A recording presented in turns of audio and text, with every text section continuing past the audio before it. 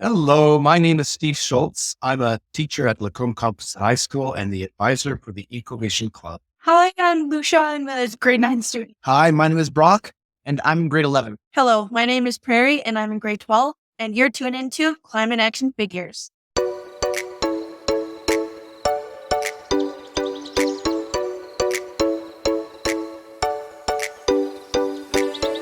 Well, happy whatever day it is that you're tuned in here today. Welcome to this week's edition of Climate Action Figures.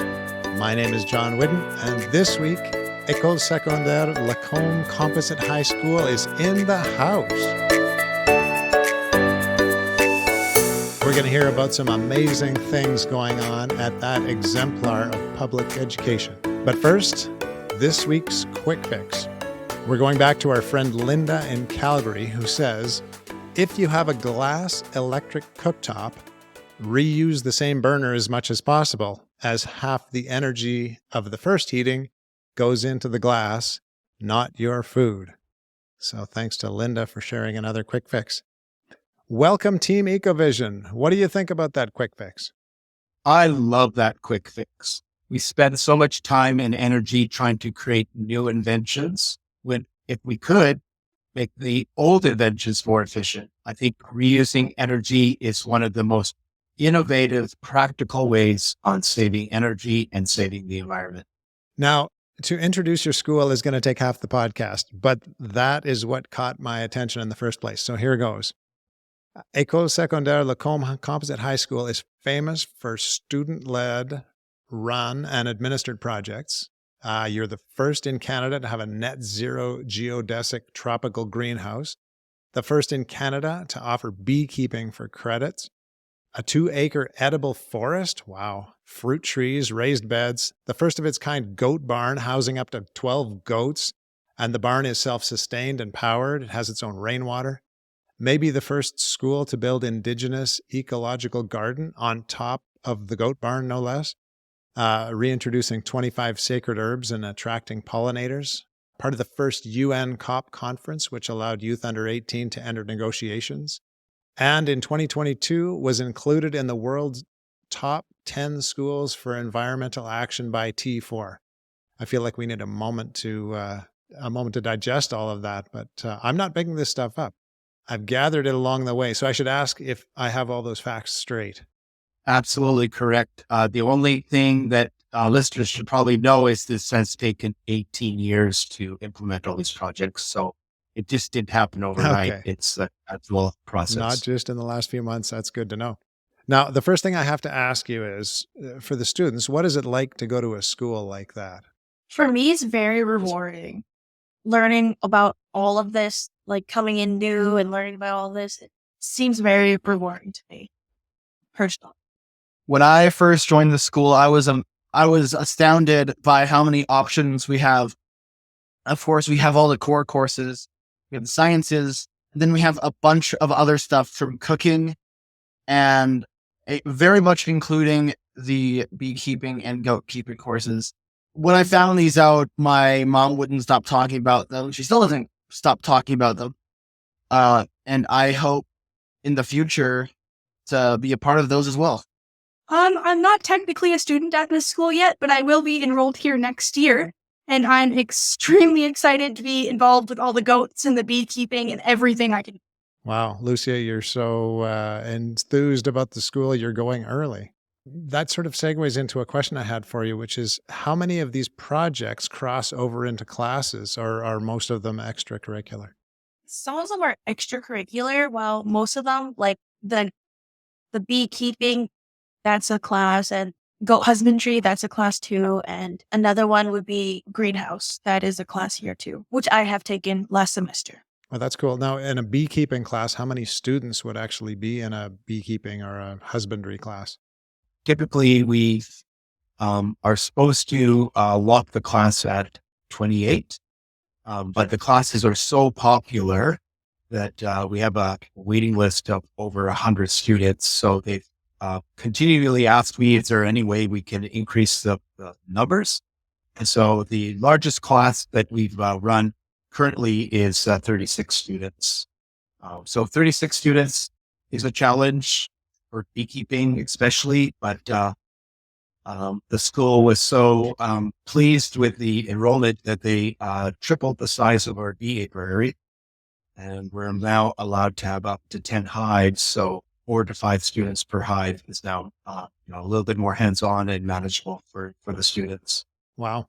Now, for the students who we have in front of us right now, why don't you tell us about some of the projects or classes that are your favorites right now that you're currently involved in? Well, my favorite would have to be greenhouse. It really is very much hands-on, and I've learned so much during that period. Like, I think I got a certificate so I could work in a greenhouse when I grow older. That would have to be my favorite, though, in greenhouse. So what Brock and Lucia don't know is that they are getting credits for being part of the Ecovision Club. There's a leadership class. So Brock, you spoke at some conferences and you got some speaking and leadership credits from speaking at those conferences. Do you want to talk about how you enjoyed those or what you enjoyed about those? Sure. Yeah. So we went to quite a few different conferences. They were all very nice. I got to, stand in front of a lot of people, get to explain what Ecovision is. And I love being able to interact with everyone, especially when they ask questions, because I love coming up with very lighthearted and creative answers to support the idea of building something and making it come to life. Oh, that's great experience. And Lucia, I guess you're more looking forward to what you will do Yeah. in the future. Is there something particular you're looking forward to being involved in there? I'm super excited about goats. I want to be involved with the I goats. want to be with the goats. Excellent. Goats sound fun. My niece Danielle actually taught at your school, and every time she referred to the school there, it was with this great sense of pride. Your school is atop this environmental hill. So is that a hard place to be? It is both difficult and rewarding. Difficult because as you blaze in a path that nobody has ever traveled on, you encounter lots of barriers, lots of obstacles, including people not believing in you and not believing in your project, trying to put up roadblocks to prevent the projects from happening. But the reward is when you persevere, or when the students persevere and get past those barriers, get past those challenges, and come up with a finished product or project that is the first of its kind in the world or in Canada. And then to watch others be inspired by that and replicate them, but use our best practices and improve on our failures.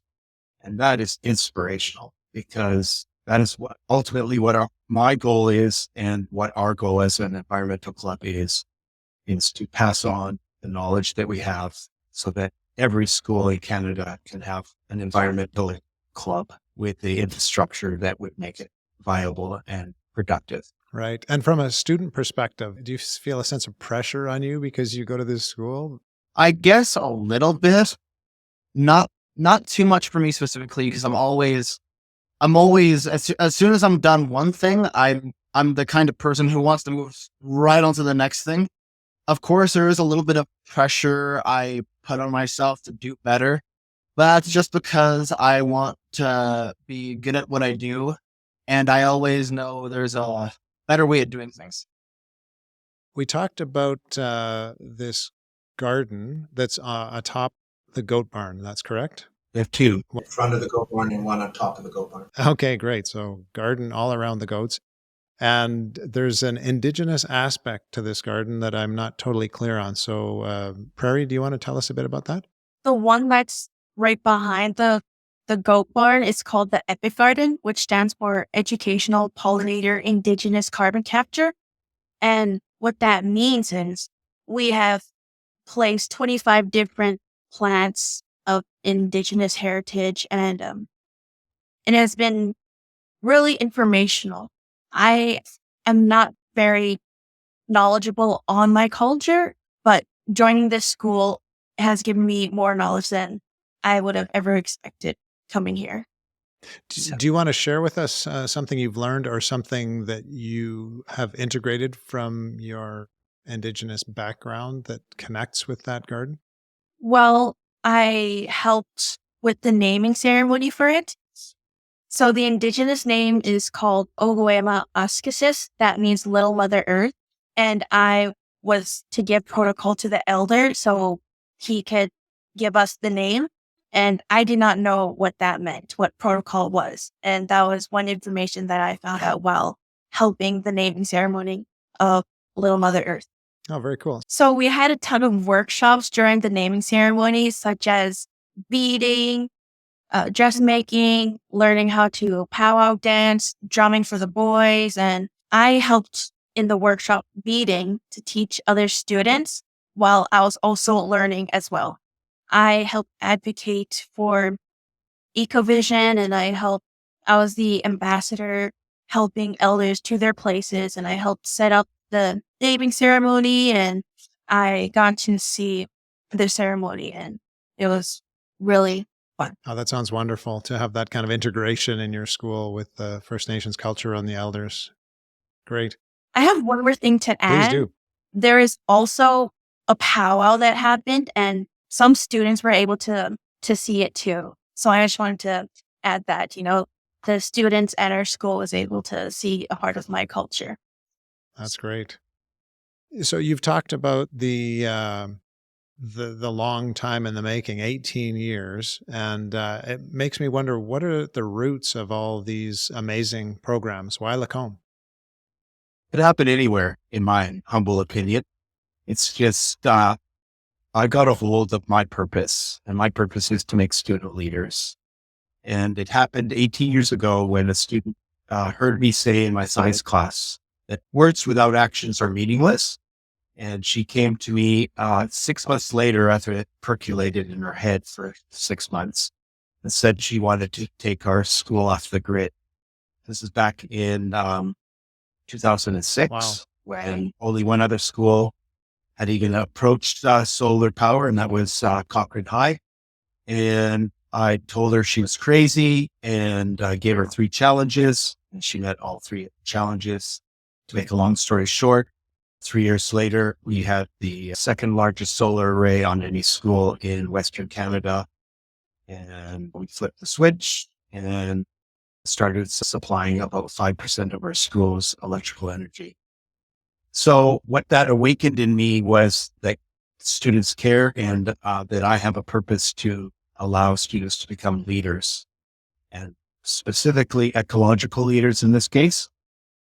2010, a catastrophe happened, and the roofers were working on the roof of our school, and they went for lunch, left their blowtorch on, and the fire erupted when the wind came and blew the torch down. And we evacuated the school, and I went to the center circle of the football field, and students were screaming and cheering as their school burnt down. And slowly the 12 students that had been part of the project were gathered around me, and they were in tears. And the contrast re-emphasized that purpose, that my job was not done, and that I needed to be the trailblazer, the path maker. Students do care, and students want to be leaders, and they have great ideas. And so we went about our second project, which is Out of the Ashes We Will Rise. And that one was really unique because we gave every one of our staff members spider plants after we found out that NASA sent spider plants into space to clean the air. And so, fire is very destructive, but it's also very hazardous to our air that we breathe. And so the students wanted to build an agricultural project because of the inspiration and the hope that the spider plants brought. And so we wanted to build a greenhouse, but we had to follow our 3 pillars, which are collaborate with the community, enhance education, and improve the environment. And so we went about our business building the first geodesic net zero greenhouse in Canada in 2012. And every student in our school was part of the process of putting that greenhouse together. It's another amazing fact that a lot of people don't realize. So that's the inspiration about what I do. It's not simple, but it's just following the passion that is placed in your heart. That's tragic about the fire, but it's a fascinating image. I'm imagining the students who are crushed and the other students who are cheering. And there's such a different perspective there in terms of buy-in to what's going on in that school. So let me ask the students, in terms of the entire student body, what percentage would be really bought into what you are telling us about here today? Is it a small group that makes that happen and the rest are like, yeah, whatever, we don't really know about that? Or is the student body quite proud of the fact that this is our school and these are the amazing things we do? I think we have such a small group, but everyone in the school feels the effect. And I think it just makes everyone feel comfortable in the school. And obviously, when we think of Lucia, you wanted to come to this school. I mean, you're coming early to the school. So obviously, the reputation has preceded it somehow, right? Yeah. I do have one thing to add to that. It's like a double-edged sword, in the sense that these small group of dedicated people make the projects happen, which is one side of the sword. Just maybe the sword isn't the right imagery, but then we have what these students have created for other students to participate in. So we have a huge buy-in to the programs and a smaller but more passionate buy-in to the building of the projects. Right. The two sides of the plow. How about? Yeah, two sides of the plow. We're almost out of time here, and I need to get to your climate actions. So let's ask our three students here today, what are your climate actions?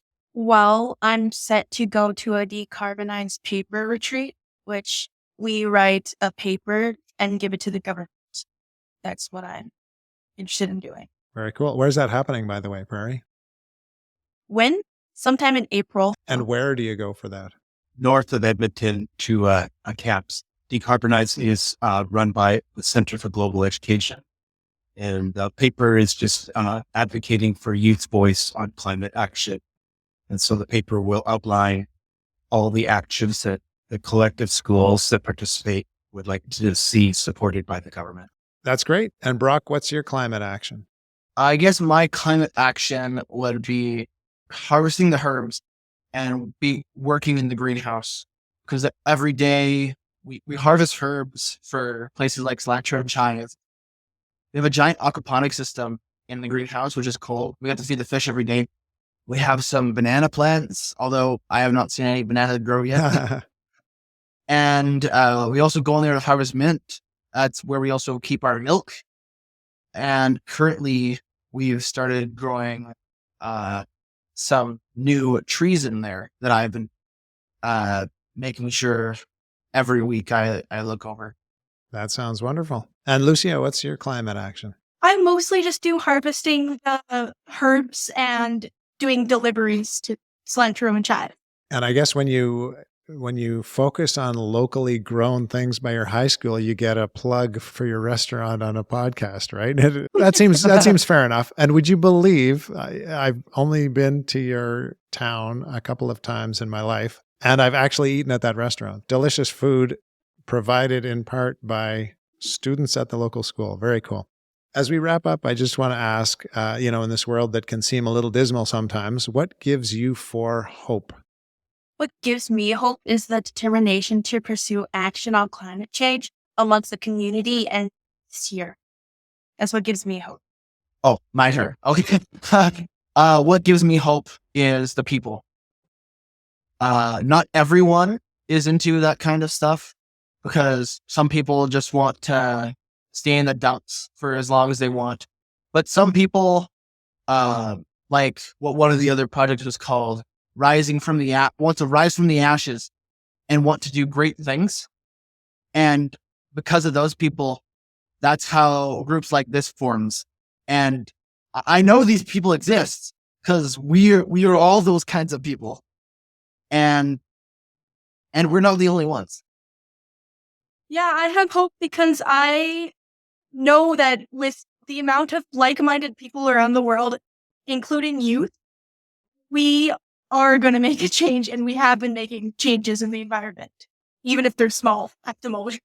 And what brings me hope is that there is a desire from youth to be part of these actions, and that there is support from our community to support these young people.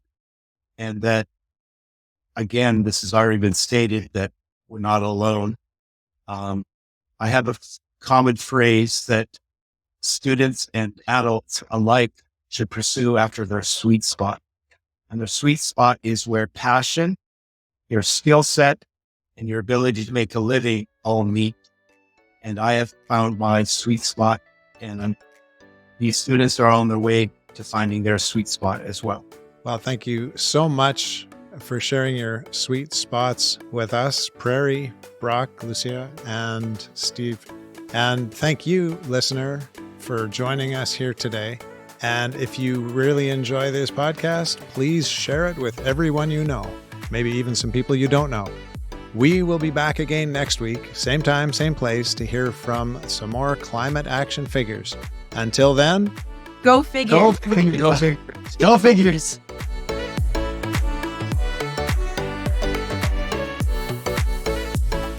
This has been Climate Action Figures.